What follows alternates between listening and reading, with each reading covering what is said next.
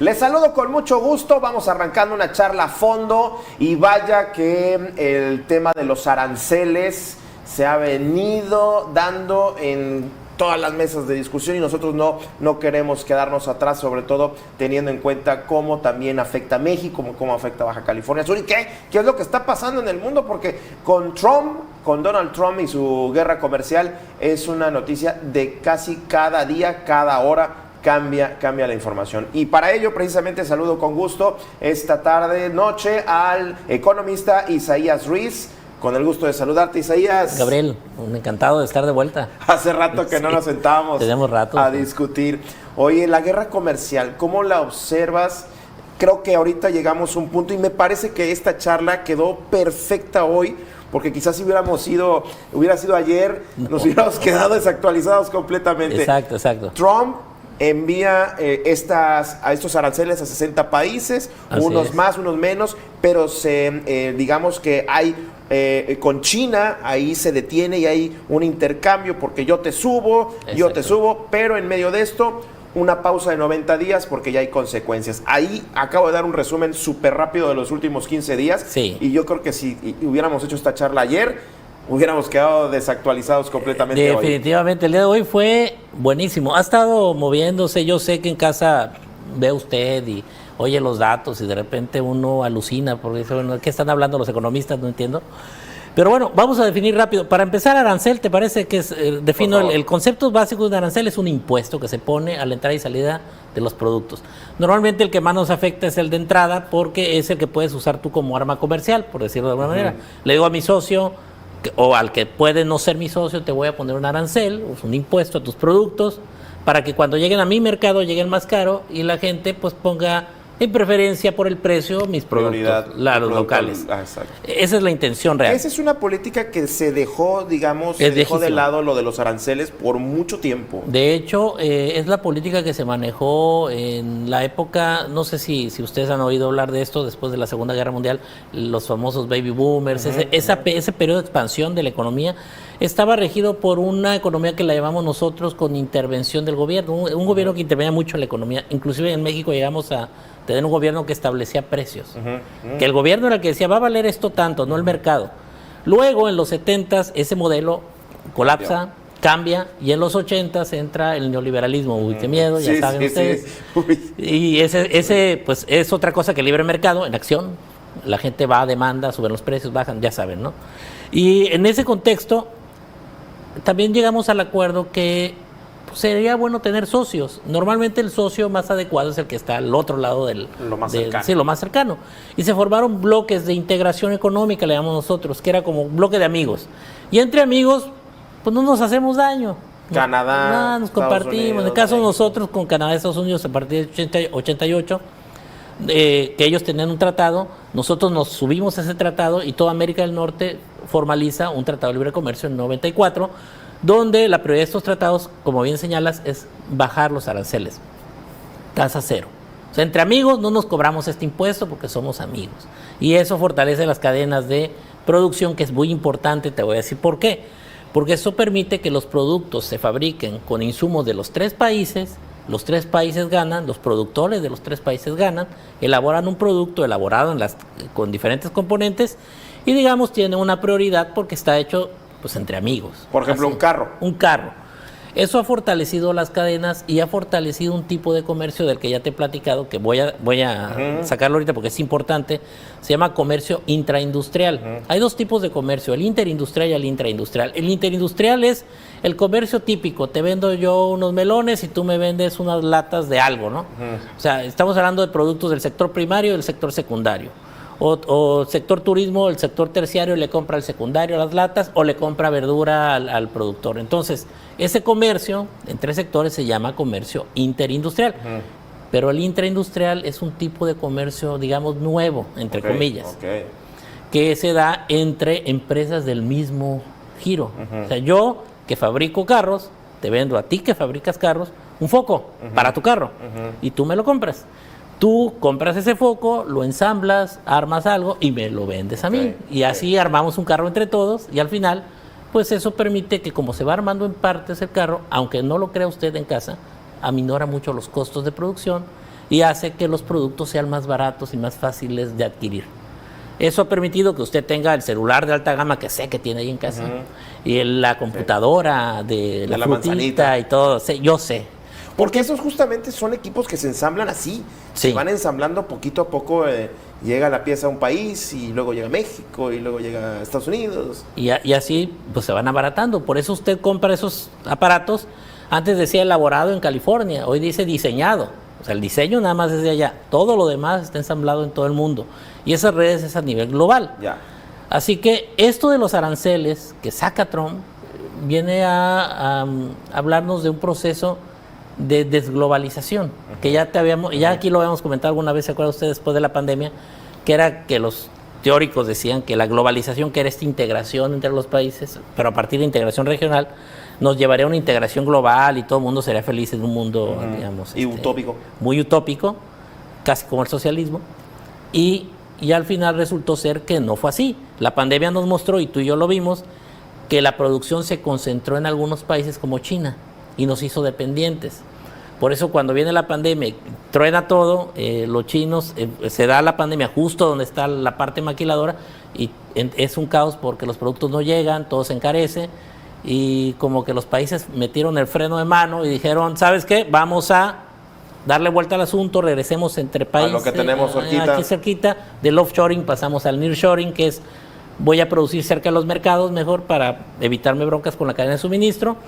Y en ese mundo que estaba dando la vuelta estábamos cuando aparece un nuevo chofer del camión, copetoncillo, y nos dice, pues ¿saben qué? Ahí va el palazo y después va la zanahoria, ¿no? Sí, esa es otra cosa. Dice, bueno, yo vengo a establecer mis reglas.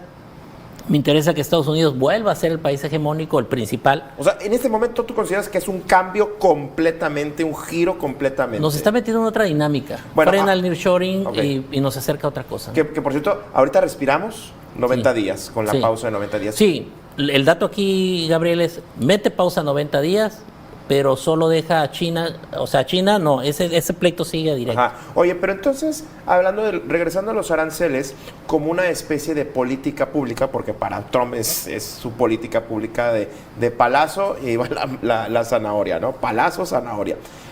¿Qué provoca en este caso en Estados Unidos o en México, teniendo en cuenta si es efectivo estar poniendo aranceles en un mundo tan globalizado, pensando que pues estamos girando un nuevo modelo de comercio? En teoría, y digo en teoría de los libros, nos dice que un arancel, digamos, puede perjudicar más al interior del país. Mira. Porque le beneficia al gobierno de ese país. Cobra impuestos. Porque cobra el impuesto. Pero al ciudadano de a pie, o sea, nosotros, nos cuesta trabajo. Y le explico esto porque hay voces que dicen que México aplique lo mismo. Si hacemos eso, nos estamos dando un balazo en el pie, como se dice en términos coloquiales. Porque al poner ese impuesto lo que vas a hacer es que los productos a nivel interno suban de precio.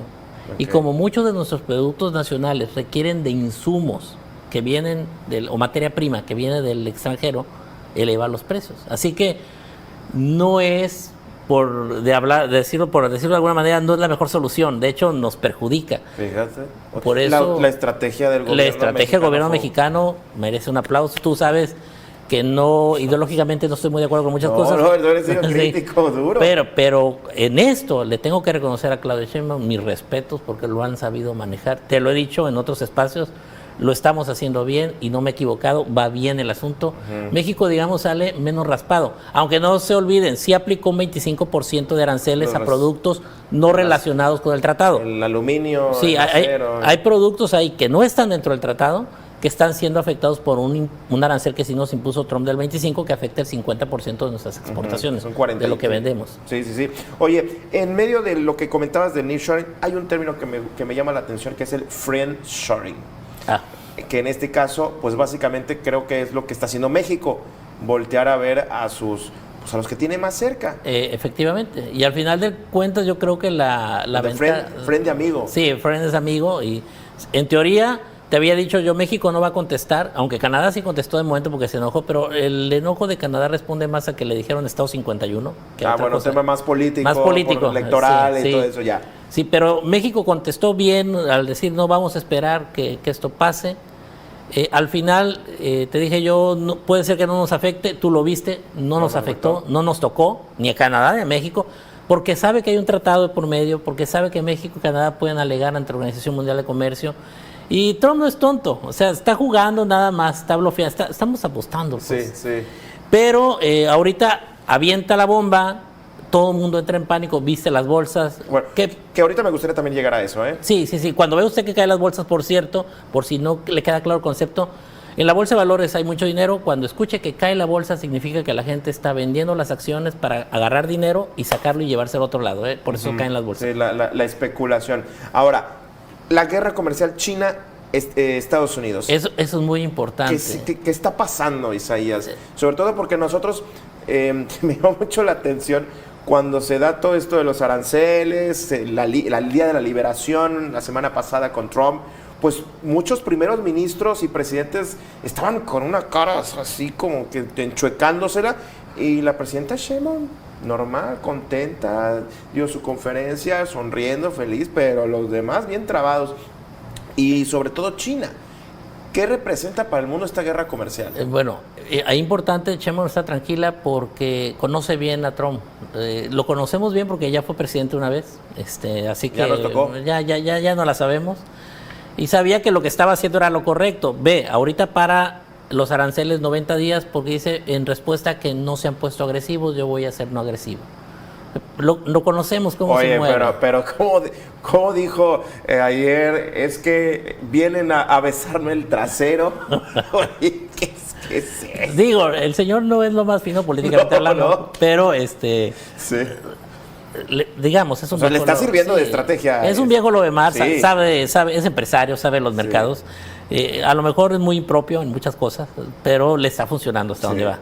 Ahora, está sentando. Ahora, ¿por qué con China el pleito es así directo? Y voy a contestar la pregunta que me hiciste hace rato que no terminé de contestar porque me metí en otro rollo. El asunto de ¿qué gana Trump con todo esto? Bueno, Trump está luchando con algo, y digo ya en casa porque lo van a escuchar, con un déficit comercial. Okay. ¿Qué es esto de déficit comercial? Bueno, los países compran y venden. Cuando tú vendes, mucho, o sea, cuando exportas mucho y exportas más de lo que compras al exterior, se dice que tú tienes un superávit comercial. Es decir, estoy vendiendo más de lo que compro. Lo cual, digamos, es bueno porque te llega más dinero. Pero hay gente que piensa, entonces, si hay un déficit, o sea, déficit es lo contrario, que yo compro más de lo que vendo, ¿es malo? La respuesta es no. Un déficit no es malo porque estoy comprando cosas que necesito. Si no las necesitara, pues no hay las mercado compraría. Interno, hay... El problema con estos asuntos económicos de superávit, déficit, es como la vida, un electrocardiograma. ¿Cuándo el doctor te dice, me preocupa tu salud? Cuando ve tu electrocardiograma que va así. Pero si uno coquetea entre superávit y déficit, hablando en términos económicos, de manera suavecita, que se mueve estás estable, a veces ganas, a veces compras más, no pasa nada. El problema es, ya sea que un superávit dure mucho o que un déficit dure mucho. Ambos casos es como usted sabe. La chela del viernes está bien, pero si es todos los días, a todas horas, ya no está bien. Oye, pero entonces, ¿China tiene un superávit o Estados Unidos tiene un déficit? Estados Unidos tiene un déficit con China. Ya. Muy grande. O sea que hay muchos productos chinos. Yo pensé que Estados Unidos no tenía tanto producto chino. No, sí, mucho. Y está inundado entonces de productos chinos. Sí, la relación, lo mencionábamos antes de entrar, es 61% más o menos de lo que necesita Estados Unidos. Y te voy a decir, bajó. En el 2016, cuando Trump estuvo la primera vez, él empezó la guerra comercial, porque tenía por ahí un 21% digamos, un 21% que le compraba a China. Hoy día, después de Trump vino Biden. Biden siguió manejando la misma política y hoy día está en 13% esa dependencia. O sea, de 21 a 13 es considerable. Pero aún 13 sigue siendo muy alto porque sigue siendo un déficit. ¿A qué me refiero? En Estados Unidos necesita más comprarle a China que China venderle a Estados Unidos. Oye, Isaías, qué interesante esto que acabas de tener. Voy a la pausa. Del tema de las bolsas, me gustaría retomarlo. Cerramos el tema China y Estados Unidos y regresamos también con el colapso de las bolsas que dicen los expertos, tú lo dirás, es consecuencia de toda esta política del garrotazo, del arancelazo. Voy a la pausa y regresamos. Bueno, ya estamos de vuelta, seguimos en esta charla a fondo con el economista Isaías Ruiz. Isaías, yo para ir cerrando el tema China, me gustaría también comentar lo de las bolsas, las caídas. Llevamos jueves, viernes y lunes negros, pero bueno, cerramos el tema de China.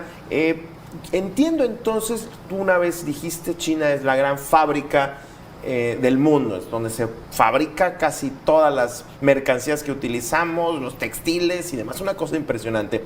Yo no sabía, y realmente me vengo enterando con toda esta discusión, que Estados Unidos consume tantos productos chinos, y ahí viene, me gustaría también ponerte en la mesa, si parte del discurso de Trump es que las fábricas se fueron, muchas inclusive se fueron a México, nuestros socios han abusado de nosotros, y quiero que las empresas, las fábricas regresen a Estados Unidos. Muchas se fueron a China. Uh-huh. Sí, no, de hecho, te voy a decir cuál es el coraje de Trump, porque de repente lo vemos con un coraje así contra los chinos, por eso es 90 días a todos menos a China, ¿no? Sí, con China sí, no. Sí. Y de hecho, China ya dijo, a mí no me van a doblar, tú me pones 84, yo te pongo 84. Y hoy, por eso decíamos de que la noticia es hoy dice Trump, sí, pues te subo de 84 a 125 de aranceles, pero realmente son 145, te voy a decir por qué, porque no se les olvide el 20% que ya les había subido a los chinos por el asunto del fentanilo. Son 145%, es muchísimo. Y los chinos, pues ya como que ahí sí sintieron ya como decimos ahí, el trancazo, sí, el palazo. Sí, el palazo estuvo duro. Entonces ya los chinos se están recomponiendo y vamos a ver qué es lo que sigue, pero digamos, está subiendo de tono muy rápido. Y me podrían preguntar, como tú lo dices ahí en casa, oye, pero ¿por qué está tan ensañado con China? Bueno, el asunto es que te había comentado que durante la época del neoliberalismo y toda esta integración económica 80, de los 90 para acá, volteamos algo que hace rato mencioné y pido una disculpa porque no aclaré, que era el offshoring. Ajá. ¿Qué es offshoring? Cuando los empresarios buscan, o los países, o los empresarios de los países buscan países que tienen ventajas comparativas, decimos algo. ¿Qué es una ventaja comparativa? Que tienen algún insumo, producto, una característica que les da ventaja sobre el resto del mundo y que hace que producir ahí sea más barato. Entonces lo que hacen las empresas, como tú bien señalas, agarro mi producción y me la llevo a ese lugar. Se suponía que con esta apertura comercial, la globalización, el mundo entero se comportaría como un gran mercado y todas las empresas se iban a repartir, así como estas luces que vemos aquí, sí. Repartidas en todo el mundo y todo el mundo iba a ganar. Sí, Trump pone el ejemplo de Detroit, ¿no? Sí. Este estado de la Unión Americana en la que durante mucho tiempo, 80, 90, estaban las principales fábricas de autos y pues ahorita ya no hay nada. No. Y se suponía que era por eso que te digo. ¿Y qué fue lo que pasó? Que los países todos parece que dijeron, qué bueno, pero todos queremos a China. Entonces, en lugar de diversificar, se concentró. ¿En dónde? En China. Uh-huh. Y todos los países, de hecho en México usted lo vivió, en la época de la maquila de los 90 se acabó porque todos se fueron a China. Todo el mundo se fue a maquilar a China. Y al final del día, en ese proceso de integrarse y concentrarse ahí, tenía que venir una pandemia para ubicarnos. Y la pandemia que nos ubica nos dice, agua, está todo concentrado ahí. Viene una pandemia ahí, se paraliza la economía y vean cómo nos fue con la inflación. Fíjate, la pandemia vino en cierta manera a empujar esto que estamos viendo. Exacto, y a señalar algo que Trump había hecho en el 16 y en el 18, que había señalado, que había él indicado que la cuestión que China estaba jugando chueco y que iba a empezar a ponerle aranceles. Empezó a ponerle aranceles. ¿Qué fue lo que hicieron los chinos? Por eso, aquí viene la razón de por qué les trae esa animadversión tremenda. Sí, coraje. Los chinos dijeron, ok, me estás poniendo un arancel a un producto chino. Bien. Los empresarios chinos invirtieron en Malasia, Tailandia, otros países, Taiwán, ahí metieron el dinero, fabricaron, por ejemplo, un ejemplo son los paneles solares. Y como los produces en otro país, pues el producto no es chino, es de otro país. ¿Y ese país lo vende a quién? A China. No, Estados Unidos. Ya. Y Estados Unidos lo compra, pero realmente sigue comprándole a los chinos. Nomás que ahora pues es un chino disfrazado de tailandés, de taiwanés. Sí. Entonces, como va triangulado, pues va disfrazado. Así que Ok. eso es lo que nos ha peleado a Canadá y a México, porque también las empresas chinas ya empezaron, después de la pandemia, están aquí. con el nearshoring ya tenían tiempo, pero con el nearshoring se dio el empuje final y empezaron a llegar a México y Canadá y estaban haciendo lo mismo. Entonces dijo Sí, pues Trump, así eran productos chinos hechos en México, ¿no? Exacto, O entonces- inclusive desplazar industrias también en México. efectivamente. Entonces, tienes ese efecto. Si tú lo ves desde ahí y te quieres poner en el lugar de Trump, dices tú, pues No está tan mal. No está tan mal desde el punto de vista de él. O sea, le estaban viendo la cara, por eso dicen, nos están viendo la cara. Sí, Digo, sí. para que comprendamos por qué dice Ok. eso. Ahora, eso con respecto a finalizar el tema de China. Las bolsas. Entendamos. Que por cierto, me equivoqué, por eso me quedé aquí, es el estado de Michigan y es la ciudad de Detroit. Así Nada es. más para, que ahorita me quedé ayer como que me quedé pensando. Que de hecho al estado de Michigan, cuando amenaza Trump a Canadá con aplicarles un arancel más fuerte al inicio, el gobernador de la provincia de, si mal no recuerdo, creo que es Vancouver, que es donde producen la energía eléctrica Ajá, que surte a que le Michigan, vende- Nueva le York. vende y gas natural. Sí, lo amenazó con subirle el Sí, precio de sí, la sí. luz. Sí, pegaron de grito los gobernadores. Y ya luego en ese Trump momento. amenazó con lo clásico, les voy a hacer el castigo que jamás se olvidarán, y ahí quedó. Sí. Se enfrió. En cierta manera es una guerra retórica también, ¿verdad? Sí, hay mucha narrativa y sí, ahí quien lleva el discurso de que gana, pues, pero lo hemos sabido manejar, creo que México ha hecho buen papel, Sí. Canadá lo ha hecho bien también, Canadá ha sido más agresivo. Bueno, te voy a decir una cosa, Trump tiró a Justin Trudeau. Claro, O claro, sea, tiró un primer ministro. lo que pasa es que eso Regeneraron rápido, pero sí. sí, eso te habla sí, tienes que buscar a alguien más ecuánime como lo ha sido Claudia Sheinbaum, Sí. y eso hay que reconocerlo. Oye, jueves negro, viernes negro, lunes negro. ¿Qué sucede con eso? martes, Sí. ¿Qué está pasando? Bueno, ¿Qué lo- está pasando? Bueno, los inversionistas que están que tienen empresa, hay muchos inversionistas que son especuladores y otros que son inversionistas. Todos están en todas las bolsas del mundo. Así que las bolsas son una forma como de apuesta para que quede claro ahí en casa cómo se juega una bolsa. Pues, estás apostando. ¿Cómo apuestas? Compras acciones de empresas. ¿Y por qué las compras? Porque tú ves que la empresa es rentable, porque tú ves que la empresa vale la pena. Y dices, voy a invertir a esta empresa y como veo que es muy buena, mi acción que vale hoy $5 Va a valer va a más. valer 20. Y entonces cuando vale 20, normalmente la gente tiende a vender y ya le ganó el gap, que es esta El diferencia. índice. Sí. Así que bueno, así se juega. Y hay gente que lo hace por algo que en México desconocemos, siempre que explico esto en clases se ríen. En México desconocemos que se llama portafolio de inversión. Oh, ya. Digo, aquí no lo manejamos. Sí, no. El portafolio de inversión es que cada persona lo que ahorra, es que en México no se ahorra, Sí. lo que ahorra la gente lo puede diversificar en No, diferentes para cosas nada. para cuando se CETES, jubile. el Exacto. oro, CETES, oro y todo. commodities. ¿Y para qué? Para cuando se jubile o más adelante tenga dinerito y pueda vivir tranquilo. Ya en el Afore mínimamente. Sí, algo así. Entonces, pero en México no manejamos esa idea de portafolio. Bueno, algunos sí, pero la gran mayoría no lo manejamos. Así No, que y yo creo que ese es otro tema, pero nos va a doler a la hora del retiro, ¿eh? sí, ese es otro Que tema. bueno, Eso es- ya tengo 5 minutos, me estoy desviando. Sí, bueno, muy rápido. Entonces, lo que hace la gente que tiene esas inversiones, al ver que está enrarecido el entorno económico, deciden sus acciones venderlas para recuperar algo de dinero y ese dinero moverlo a otro lado. ¿Quieres saber cómo le hago yo? Porque me has preguntado muchas veces, porque le atino, una vez me pusiste el mote de profeta. El profeta Isaías. Y te voy a decir por qué. Por una razón sencilla. Uno ya sabe el movimiento. La gente tiene las acciones las venden. Cae porque la gente entra en pánico y por el FOMO, el Fear of Missing Out, o porque estás viendo que los demás la venden, te entra miedo, dices yo no me quiero quedar y que mi acción valga cero, la vendo a lo que sea. Entonces, eso hace que el valor de las acciones en su conjunto caigan porque lo que implica es que la gente está vendiéndolas para recuperar dinero. Cuando las acciones caen, se cayó la bolsa. Inmediatamente, si ustedes se van a cualquier tipo de cambio que tenga que ver con el dólar, van a ver que el valor del dólar sube, porque la gente de todos los países convierten este dinero de sus monedas a dólares, y luego van a ver que esos dólares los van a dirigir a algún mercado. ¿A cuál? El oro, el petróleo, puede ser algún otro país. Por ejemplo, a Alemania le fue bien porque anunció que iba a invertir en cuestión bélica, porque hay que rearmar. Que eso es preocupante. Señala hoy para la próxima entrevista. Sí, se está rearmando Europa y la última vez que pasó que hubo rearme con deuda de los países fue hace un tiempo y había un señor de un bigotito raro ahí, aguas. porque parece que se repite. Así que, Ok. bien interesante. Ay, no. Entonces, cuando escuche Y usted de terminó casa... la Segunda Guerra Mundial. Sí, no. Oye, tengo, ¿cuánto tiempo, señor productor, tengo ya para cerrar? 4 minutos. ¿Tú crees que el hecho de poner en pausa estos aranceles fue por todo esto?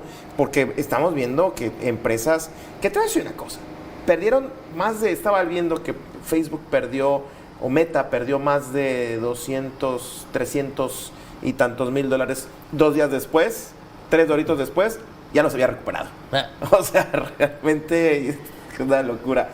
Pero fue una consecuencia de los aranceles y toda esta política. Sí, porque eso genera algo que se llama... Acuérdate que hay una triada ahí. Se llama especulación, que es estos runrunes que corren. Eso genera incertidumbre en la gente, que va a pasar. Y genera volatilidad, que la gente entra en pánico, vende las acciones y se va. Pero luego se da cuenta que no pasó nada y regresa. Entonces, Pues no sucede. no se acaba el mundo. No se acaba el mundo. Me decía, veía yo a alguien triste por ahí que conozco, que me decía, es que ya había invertido mi dinero en unas acciones y cayeron y no sé qué. Le digo, no te preocupes. El asunto con las finanzas y las inversiones son de largo plazo. O sea, en el corto plazo puede parecer que el mundo se te cae, pero se recupera. Era de esperar, hay que ver qué sucede. La cosa está interesante.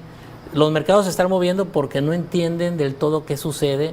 Ahorita expliqué algunas de los matices, pero es un cuadro, es como un Rembrandt o como, no, vamos a ponernos más locos, como un Dalí. Sí.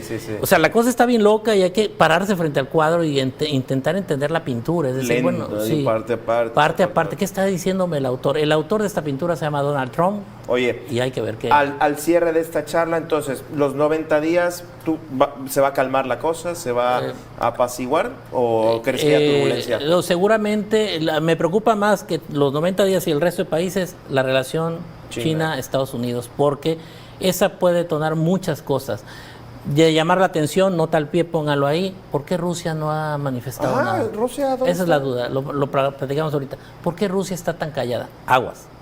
Oye, entonces, para ir cerrando el tema de la guerra, también hay que tenerla ahí. Es un asunto que siempre está latente, te lo he dicho yo, porque las economías de guerra ayudan mucho a detonar efectos multiplicadores. Entonces, no es un tema menor, hay que tenerlo ahí. Como... Oye, y en medio de toda esta discusión, el Plan México también, que es una opción. No sé si nada más es una opción de discurso, de buenas intenciones, o realmente sí podemos tener esto. Y tengo 30 segundos. El Plan México es una muy buena idea. México tiene rato que te dije yo aquí. Viene crisis alimentaria, enfoca ese punto. Viene crisis energética, enfoca ese punto. Fíjate, sí, creo que Claudia está cargando, dirigiendo la mira, y conste que no soy pero con tanto soy académico, chino, pero sí. Que bueno, ya no nos alcanzará tanto tiempo para discutirlo, pero sí se podrá. Es la fortaleza donde la tenemos. ¿Dónde la tenemos? Donde están las necesidades. En el agroalimentario tenemos una gran fortaleza, y lo segundo en energías. Y para energías renovables tenemos y mucho. Y el Estado de Baja California Sur es uno de ellos. Ni se diga. Por cierto, se van a invertir una planta para el 2028, una planta para Los Cabos. Isaías, muchísimas gracias por venir. ¿Dónde podemos encontrar? ¿Dónde estamos? De momento solamente estoy en el YouTube. Busquen Economista de Bolsillo. Tiene un nombre sofisticado, Pocket Economist, porque de repente me da a ser neoliberal. Pero vean ahí los videos y pueden criticar y poner hate. Y en la website te encuentran también. Sí, ahí en la UNI terminando. Oye, Isaías, muchísimas gracias por venir. Pendientes entonces más charlas que de otros temas que ahorita están saliendo. Perfecto. Como siempre, muchísimas gracias por haber estado con nosotros aquí. Quédese en la programación de Mega Noticias.